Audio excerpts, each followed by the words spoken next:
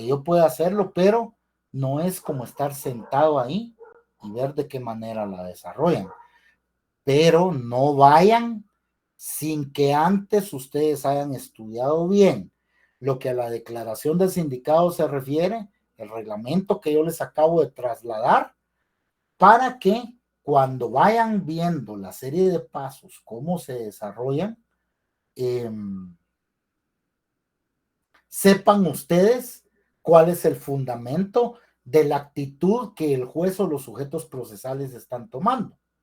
Sepan ustedes dónde está, porque eso, esa es nuestra función, va para todos. Así es como nosotros desarrollamos nuestro trabajo como abogados, ¿va? Entonces, ustedes, quienes tengan la facilidad, por ejemplo, de ir aquí a la torre de tribunales, no los dejan entrar en grupos grandes. Entonces, yo diría que fueran unos 2, 3, cuando mucho, y vayan a averiguar, hablen con el secretario del juzgado. Tienen que tener uno la pena de hablar, que tienen que quitarse uno la pena de hablar, jóvenes. Hablen con el secretario del juzgado y le soliciten que les permita ingresar a una audiencia de declaración de sindicado, porque ustedes están estudiando el curso de Derecho Procesal Penal y quieren ver cómo se desarrolla uno. Entonces, yo les recomendaría eso, porque la verdad, ustedes no tienen idea de cómo ayuda, ¿verdad? Ustedes no tienen idea de cómo ayuda. Honestamente, eh, eh, honestamente yo, a mí se me facilitó mucho el sumergirme en este campo, en este ámbito del derecho penal, porque yo todo el tiempo que trabajé en el organismo judicial, trabajé solo en juzgados penales. Entonces, por eso se facilitó mucho.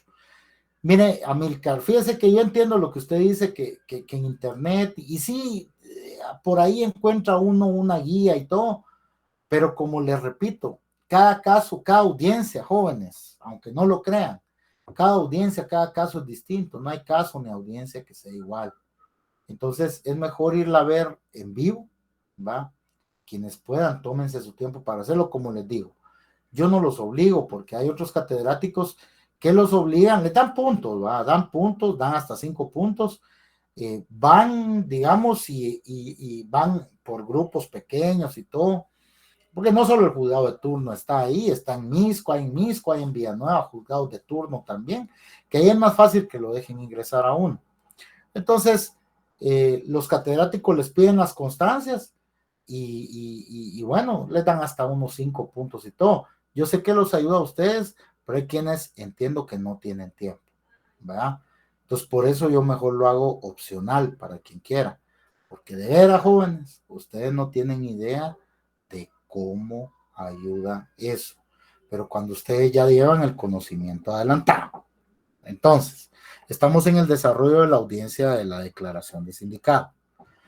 Las advertencias preliminares se le hacen ver al sindicato, que son las contenidas en el artículo 81. Luego, el artículo 82 concretamente ya establece la forma en la que esa pretensión de fondo va a ser plasmada en primera instancia, ¿verdad? Externada por parte del fiscal, porque acá, en un proceso penal, el fiscal va a tener una pretensión, el abogado o defensor va a tener una pretensión también. El juez tiene que decidir. Entonces, en primer lugar, ¿qué es lo que se hace? El juez le da la palabra, vamos a ver si eso está aquí o yo nada más tengo que irselos desarrollando. El juez le da la palabra al fiscal para que intime los hechos. ¿Qué entienden ustedes por intimar los hechos, Pato? ¿Qué entienden Para ustedes? que relate cómo fueron los hechos, Lick. Muy bien. Solo que, muy bien, Ari. Sí tiene el fiscal que relatar, pero al sindicado.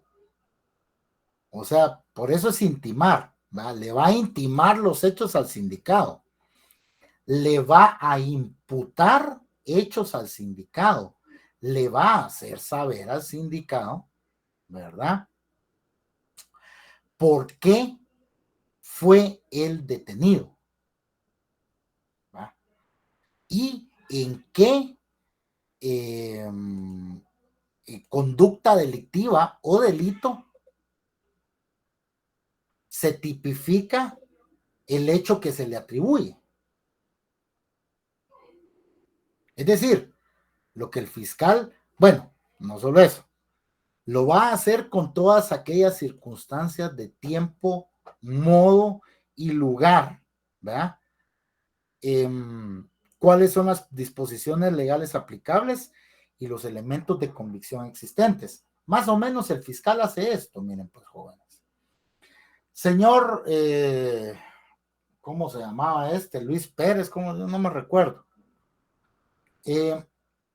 Usted se encuentra acá detenido, ¿verdad? Porque fue aprehendido el día 15 de septiembre del año 2000. Eso es lo que el fiscal le dice a la persona. Ahí está intimando el fiscal. Usted fue aprehendido el día 15 de septiembre del año 2023 a las 18 horas, ¿verdad? En las cercanías de la Plaza de la Constitución, ubicada en la zona 1 de esta ciudad capital, por los agentes de Policía Nacional Civil. Ahí sí, fulano de tal y mengano de tal. Porque esas son circunstancias de modo, el modo en el que fue él aprendido y debe de incluir por quién fue aprendido él. Entonces, usted fue aprendido por fulano y sutano, ¿verdad? En virtud de que cuando ellos se encontraban realizando un recorrido de seguridad ciudadana en el sector, se percataron que usted en el lugar anteriormente indicado se encontraba despojando de sus pertenencias a la señora Luisa López, va con un cuchillo amenazándola con un cuchillo en la mano. Y derivado de la rápida intervención que realizaron los agentes antes relacionados, se logró evitar que usted se diera la fuga. Dice se diera la fuga porque ahí ya estamos hablando de que el hecho ya lo había cometido. El ilícito ya estaba consumado, porque ya lo había despojado de sus...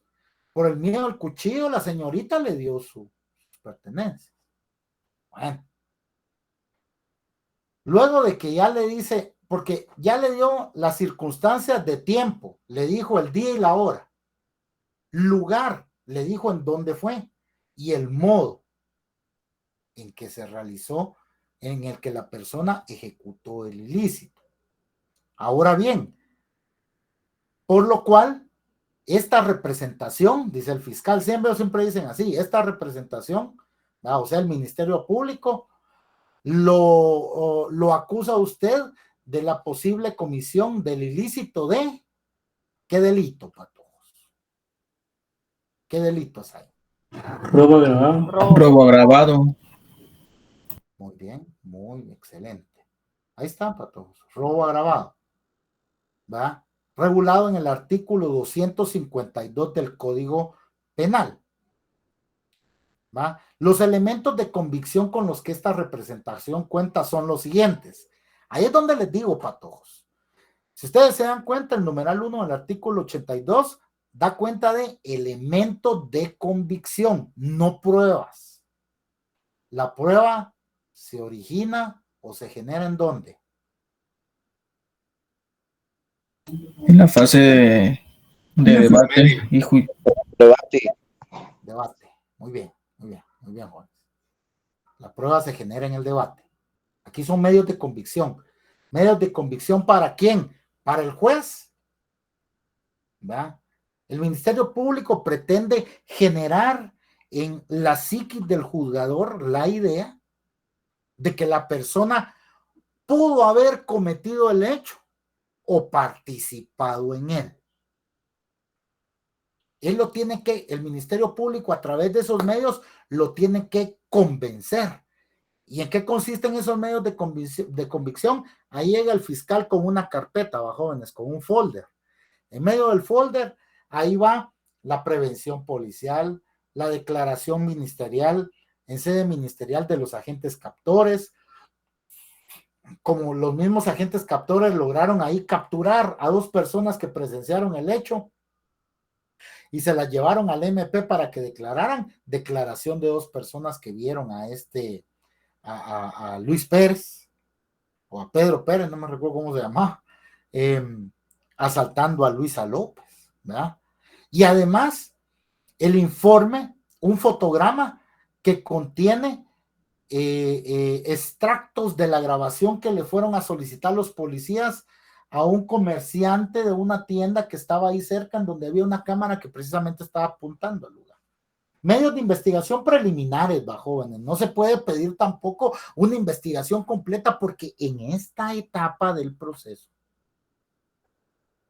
no buscamos quebrantar la presunción de inocencia de la persona.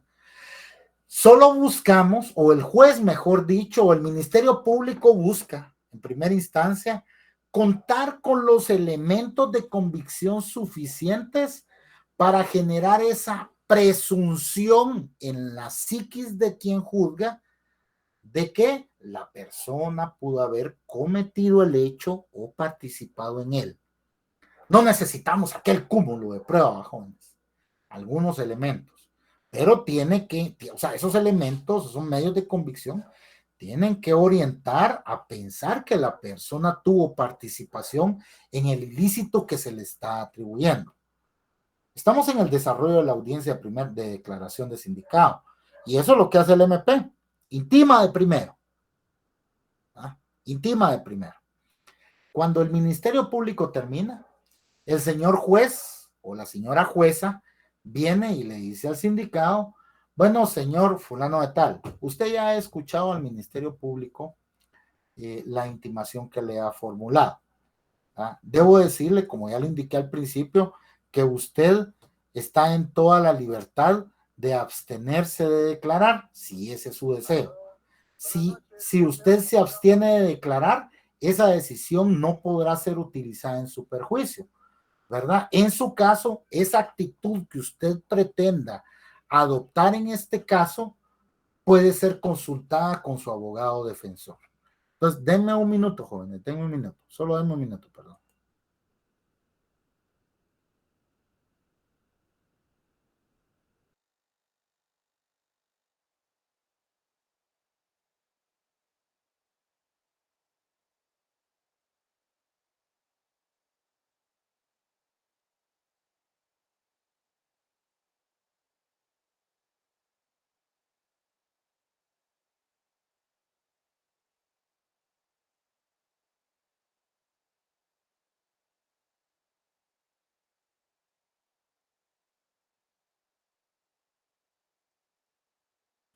Mis disculpas, jóvenes. Bueno, entonces, eso es lo que el juez le debe de advertir después de declarar y preguntarle en su caso, permítanme.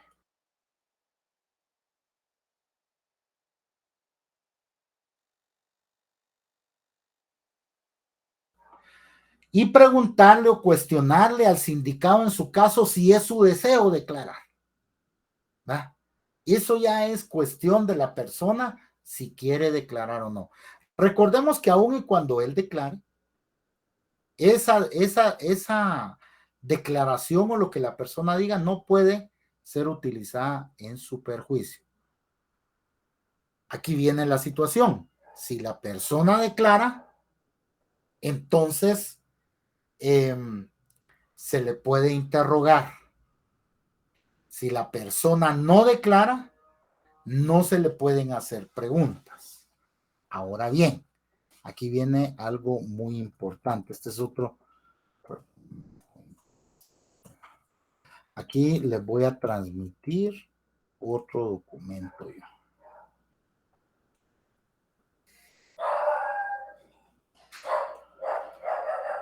Aquí les voy a transmitir otro documento. Pero miren pues, jóvenes. Acá, alimentación efectiva de las reformas. Bueno, pues, aquí está. Se los voy a transmitir también al chat, ¿ya?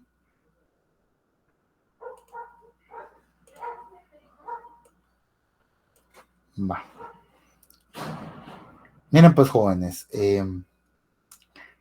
ayer cuando estábamos platicando acerca del artículo 13, me parece, de la Constitución, así rapidito, no, perdón, 9, el artículo 9 de la Constitución, vimos que ese habla de interrogatorio a detenidos, a presos o detenidos. Entonces miren pues, jóvenes, la Constitución es del año 1985, nuestro Código Procesal Penal es del año 1996. La Constitución establece de que las únicas autoridades facultadas para realizar el interrogatorio a los presos o detenidos son las autoridades judiciales, ¿verdad? Ahora bien, fíjense, mis estimados estudiantes, de que acorde a la manera en la que ha evolucionado nuestro derecho procesal penal en Guatemala, al menos en esta audiencia, los jueces, a los jueces no se les permite interrogar al detenido. Déjenme decirles algo, yo les voy a quitar esto un ratito y les voy a compartir el documento a través del cual se les prohíbe a los jueces, o no es que se les prohíba, no se les permite interrogar a las personas. Permítame, tu pantalla no se puede compartir. Entonces, miren pues, para todos. Si bien nuestra Constitución es anterior al Código Procesal Penal, lamentablemente, no puedo compartir la pantalla, espérenme, vamos a sacarlo de aquí. Vamos a poner aquí ventana mejor. Entonces, fíjense, patojos y patojas, que lamentablemente nosotros no quiere compartir esto, jóvenes. Que lamentablemente, yo para ilustrarlo de una mejor forma voy a abrirlo en otro. Lamentablemente, en nuestro medio nos hemos encontrado con una falta de técnica jurídica para la aplicación. Qué bonita su playera, dice Ari. Vaya Ari, ahí le voy a regalar una de estas, ¿o yo? No son regalos que a uno le dan cuando va a pasear a otro lado. Entonces, lamentablemente, jóvenes, fíjense de que nos encontramos ante el problema que regularmente en nuestro medio actualmente se pretende, puchica, no puedo, pero no vamos a perder el tiempo en eso, es que si no son 2-3 minutos y no quiero perder el tiempo en eso. Gracias, ahorita vamos a ver quién me dijo esto, perdones, gracias Leli por la recomendación, pero si no lo vamos a hablar así. Miren pues, lamentablemente acá se ha perdido el respeto a la propia legislación superior desde el momento en el que las propias autoridades como la Corte Suprema de Justicia o como cualquier otra autoridad inferior que está por debajo de la Constitución trata de sobrepasar o superar ciertas situaciones que según ellos son obstáculos, emitiendo ellos acuerdos que claramente son inferiores a la Constitución. Eso está mal, joven. Si ya tenemos, miren, ay Dios, ya tenemos rato de que se viene haciendo eso. Se los digo porque ese acuerdo marco interinstitucional que les acabo yo de trasladar es un acuerdo al que se llevó a cabo o al que se arribó entre el organismo judicial, el Ministerio Público y el Instituto de la Defensa Penal. Es decir, este organismo de Estado y estas otras dos instituciones acordaron que para el desarrollo de la diligencia de declaración de sindicado, que es lo que estamos viendo ahorita, deben de seguirse ciertos criterios o deben de observarse ciertos criterios, tal y como se encuentra establecido en el propio acuerdo. Miren, la Cámara Penal de la Corte Suprema de Justicia, el Instituto Público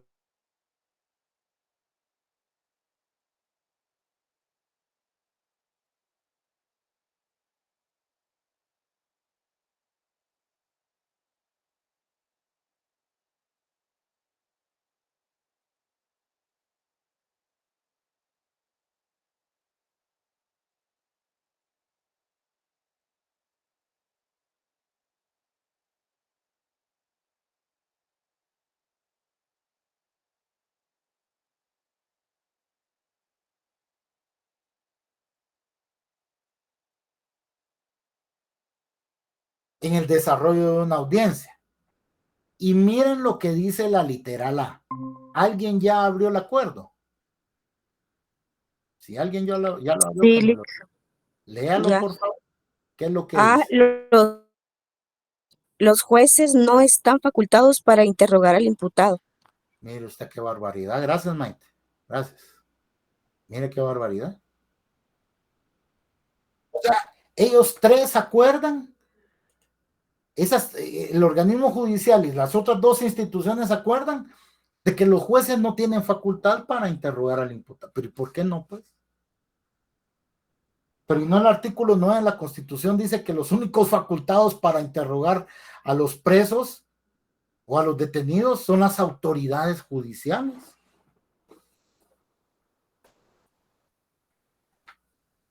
Pero eso es aquí, en esta audiencia, porque en debate los miembros del tribunal de sentencia sí tienen la facultad de interrogar al sindicado, fíjense, jóvenes. No, o sea, yo no termino de entender ese tipo de contradicciones. Es decir, a veces eso lo quisieron hacer para eliminar un resabio del sistema inquisitivo. Porque antes en las declaraciones, pues el juez venía y él interrogaba a la persona. Pero eso le ayuda al juez para lograr tener algún tipo de contexto. Y si al final de cuentas es el juez el que decide. Y de todas maneras la persona puede negarse a responder. Pero a través de un acuerdo, ¿qué les parece a ustedes eso? A jóvenes, yo les digo para que ustedes lo piensen. A través de un acuerdo suscrito entre el organismo judicial y ni siquiera la corte en pleno, ni siquiera el organismo judicial, sino que la Cámara Penal, el Ministerio Público. Y vamos a ver, porque sí dice la Cámara Penal, dice esto, si no estoy mal, vamos a ver. La Cámara Penal, sí pues, 4 magistrados. Ellos acordaron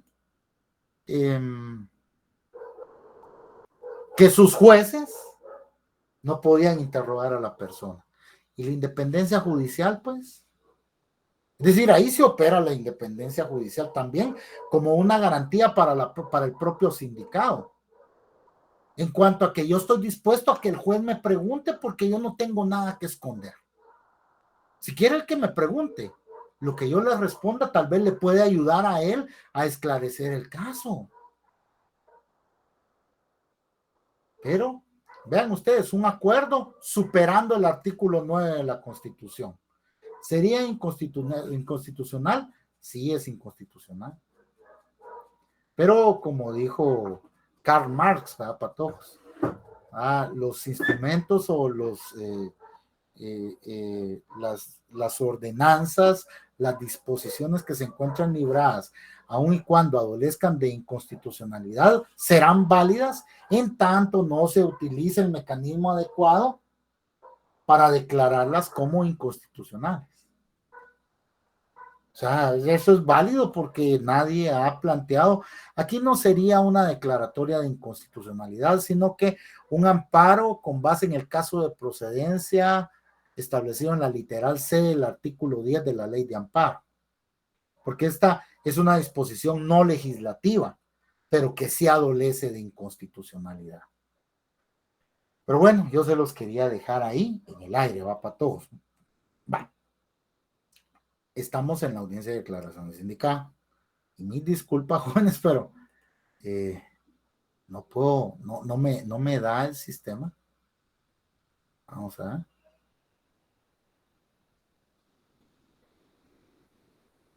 Vamos a ver si al menos esta vez sí. No. Solo voy a salir de la llamada y voy a volver a ingresar. Voy a hacerle caso ahí a la compañerita, no se va.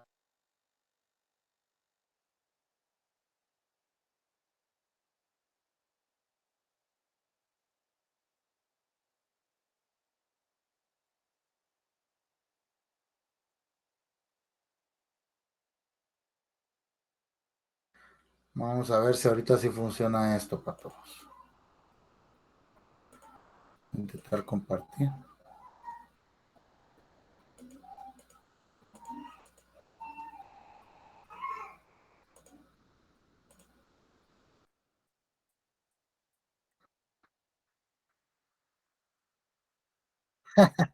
Hoy está, hoy está peor todavía porque ni siquiera mi cámara activa. Bueno, ahorita le voy a encontrar a esto yo. Sigamos mejor, sigamos.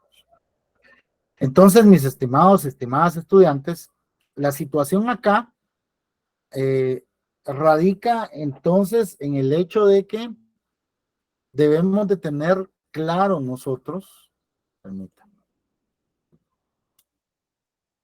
debemos de tener claro nosotros el hecho de que aun y cuando la propia, como dijéramos, eh, un acuerdo que es inferior a la propia Constitución establece de que el juez no está facultado para hacerlo, procesalmente se le encuentran a veces salidas a ese tipo de situaciones, fíjense, patojos y patojas.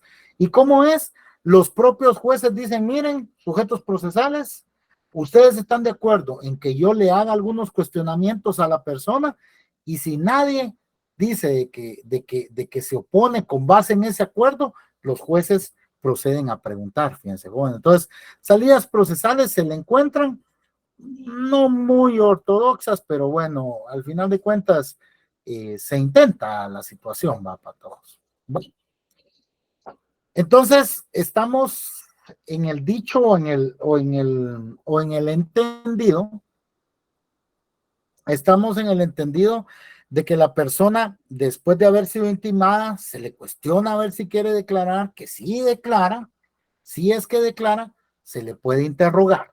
Si no declara, no hay, no hay bases para sustentar un interrogatorio porque la propia persona, al haberse abstenido de ejercitar su defensa material, ¿verdad? No proporcionó ningún tipo de elemento para poder formular un interrogatorio. Por eso es que el numeral 3 del artículo 82 dice, después de declarar, el sindicado puede ser sometido al interrogatorio legal del fiscal y del defensor, después de declarar. Declare, señor. Si usted declara, entonces lo vamos a someter a interrogatorio. Si usted no declara, entonces pues de plano no va a haber interrogatorio que se le pueda realizar. Bueno, luego de eso, va patojos, el juez le concederá la palabra al fiscal y al defensor para que demuestren y argumenten sobre la posibilidad de ligar al proceso al sindicado, debiendo de resolver de manera inmediata. Acá tenemos, vamos a ver, interrogatorio, argumentos del fiscal y del defensor. Acá, después de que el fiscal, estamos en la diapositiva en el punto, en el apartado 3.2, aquí donde se indica el juez resuelve situación jurídica procesal. Es decir, de forma inmediata, el juzgador debe de analizar, ya volví en línea yo. Bueno, el juez debe analizar, va, jóvenes, vamos a ver si ahorita sí puedo yo compartirles la diapositiva porque es mejor irnos ilustrando así. Ojalá ahorita sí me deje, si no, ahí está. Bueno, ahí está, hoy sí. Bueno, entonces estamos en el punto 3.2, ¿va? El juez resuelve situación jurídica procesal, ¿va? De forma inmediata. En este punto, ¿verdad, jóvenes? En este punto, luego de que ya tanto el fiscal como el abogado defensor dieron los argumentos respecto a que el fiscal solicita que se ligue a proceso a la persona y seguramente el abogado defensor va a pedir que se le decrete la falta de mérito, ¿verdad? Cuando se liga a proceso a una persona, el auto de procesamiento es una figura procesal que la encontramos contenida en el artículo 320 del Código Procesal Penal, ¿va? Sus efectos están contemplados en el artículo 322 del Código Procesal Penal, que eso es lo que nos interesa, los efectos del auto de procesamiento. Cuando una persona es ligada a proceso, es porque el juez, a través de los medios de convicción que el fiscal le presentó, logró determinar la posible participación de la persona en el hecho que se le atribuye, o la posible comisión por parte de esta persona del hecho que se le atribuye. La posible.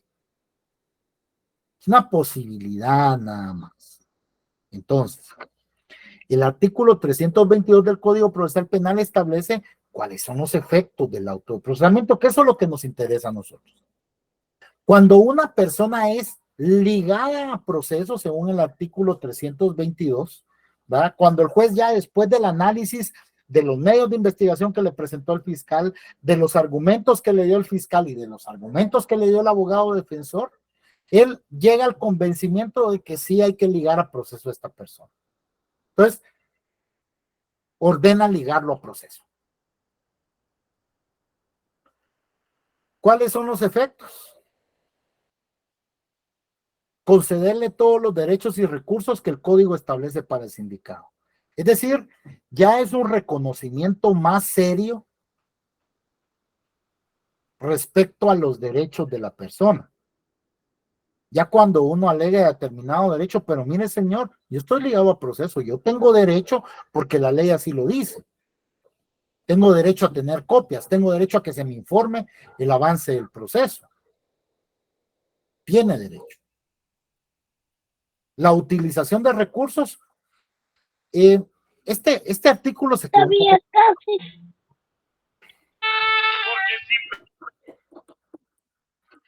este artículo se quedó un poco corto, fíjense jóvenes, porque digamos, dice concederle todos los recursos que este código establece para el imputado. Les digo, se quedó corto porque el artículo 71 del Código Procesal Penal le concede al imputado todos los derechos, ¿verdad? Y uno de los derechos es el de utilizar la vía recursiva, desde que la persona es señalada por primera vez dentro de un proceso penal. Es decir, mucho antes de que se dicte un auto de procesamiento, la persona goza de los derechos que el propio código establece hacia ella, hacia el sindicato. Y eso no lo digo yo, ya hay doctrina legal al respecto por parte de la Corte de Constitucionalidad. En cuanto al hecho de que una persona no necesariamente tiene que estar ligada a proceso para hacer uso de la vía recursiva, como lo dice este artículo, ¿va? Porque este artículo está dando a entender que en tanto la persona no ha sido ligada a proceso, no puede recurrir. No. Desde que una persona es señalada de la posible comisión de algún ilícito, a partir de ese momento, la persona puede hacer uso de los recursos que la ley establece. Eso está establecido en el artículo 71 y ya hay doctrina legal al respecto en cuanto al hecho de que desde que se le señala a la persona, esa persona puede utilizar la vía recursiva. ¿Verdad, jóvenes? Pero bueno, sigamos. ¿Cuál es el otro efecto del auto de procesamiento? Sujetarlo a las obligaciones y prevenciones que del proceso se deriven, inclusive el embargo precautorio de bienes. Cuando a esta figura del embargo precautorio nos referimos, estas son medidas, son otras medidas de coerción que no se encuentran precisamente contempladas en el Código Procesal Penal, pero que sí pueden ser aplicadas. ¿Por qué? Porque el artículo 278 del Código Procesal Penal remite al Código Procesal Civil cuando de medidas precautorias se pretende discutir. Es decir, ¿qué medidas precautorias? El arraigo, el embargo, la anotación de demanda, la intervención, el secuestro. Las medidas que están establecidas a partir del artículo 525, me parece, del Código Procesal Civil y Mercantil, pueden ser utilizadas acá dentro del ámbito penal. También, respecto al sindicado, cuando se dicta auto de procesamiento, únicamente hace referencia al embargo precautorio de bienes. Pero en términos generales, si ustedes se van al artículo 124 del Código Procesal Penal, cuando habla de la acción reparadora, ahí dice que uno de los derechos de la víctima o el agraviado es la de solicitar en cualquier momento la aplicación de medidas precautorias, como esta, como el embargo, como el secuestro, como el arraigo, como la intervención, etcétera, aquellas contenidas en el Código Procesal Civil y Mercantil, aplicables acá, con la única finalidad, en aquel caso, de garantizar el ejercicio de la acción reparadora. Pero bueno, otro de los efectos del auto de procesamiento es sujetar a la persona civilmente responsable a las resultas del procedimiento. Entonces, si después de que el juez ya analizó los medios de investigación o los medios de convicción presentados por el MP, los argumentos del MP, los argumentos de la defensa, decide dictar auto de procesamiento, entonces la audiencia continúa su desarrollo, como lo vamos a ver ahorita. De lo contrario, el juez puede optar por aplicar la figura contenida en el artículo 272 del Código Procesal Penal, que constituye la falta de mérito. El artículo 272 establece que si no concurren los presupuestos para dictar auto de prisión preventiva. ¿Cuáles son esos presupuestos para dictar auto de prisión preventiva? Aquí nos vamos al artículo 259. El artículo 259 nos habla de la prisión preventiva y nos dice: se podrá ordenar la prisión preventiva después de oír al sindicado cuando medie información, uno, sobre la existencia de un hecho punible, y dos, motivos racionales suficientes para creer que el sindicado lo ha cometido o participado en él. Entonces, si concurren aquellos dos presupuestos establecidos en el artículo 259, la figura de la falta de mérito se descarta y se obliga a proceso a la persona. Pero si no concurren estos presupuestos establecidos en el artículo 259, es decir, no media información sobre la existencia de un hecho punible y no median motivos racionales suficientes para creer que el sindicado lo ha cometido o participado en él, entonces hay que aplicar la falta de mérito. ¿Y qué es lo que provoca la falta de mérito, patojos? Que el proceso se detenga ahí. La falta de mérito no cierra irrevocablemente el proceso, pero ahí se detiene. ¿Se puede reabrir? Sí se puede reabrir. Una vez con surjan nuevos elementos que tornen viable la renovación de la persecución penal y la persona obtiene su inmediata libertad. Hasta aquí. ¿Tienen alguna duda, jóvenes? No, licenciado. No, no, Ari. Excelente.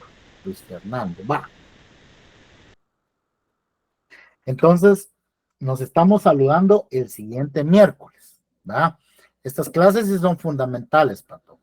Fundamentales, no me van a faltar, por favor.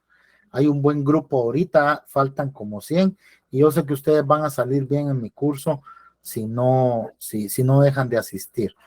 Vamos a dejar esto, la sesión de clases el día de hoy por ahí. Ustedes tienen su siguiente clase.